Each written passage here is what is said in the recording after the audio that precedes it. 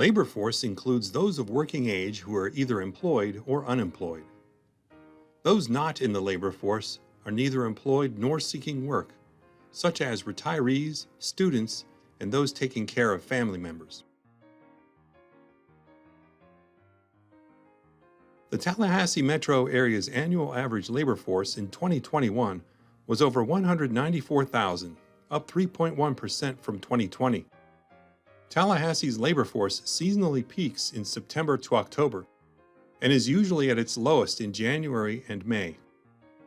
Looking at a 12-month average for labor force reduces seasonal flux and helps show overall trends, both for unemployment and employment. The Tallahassee metro area's labor force grew almost 19% in the 1990s, with a compound annual growth rate of 1.9%. Labor force grew by over 11% in the 2000s, with a compound annual growth rate of 1.2%.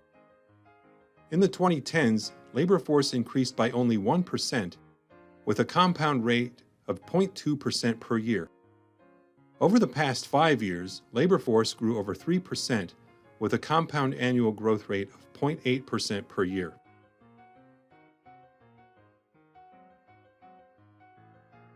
The labor force participation rate is the ratio of the labor force, that is, the employed plus the unemployed, to the total working age population.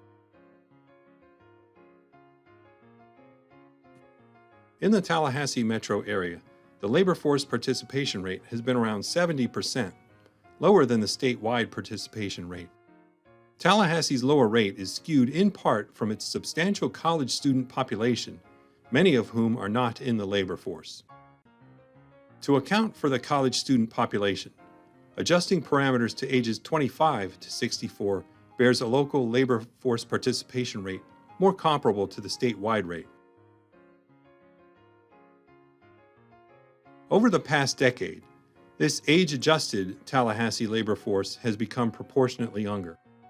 In 2010, persons ages 25 to 44 accounted for 53% of the labor force, rising to 56% by 2020. In the 2010s, the Tallahassee metro area labor force participation rate among men averaged about 4 percentage points higher than participation among women.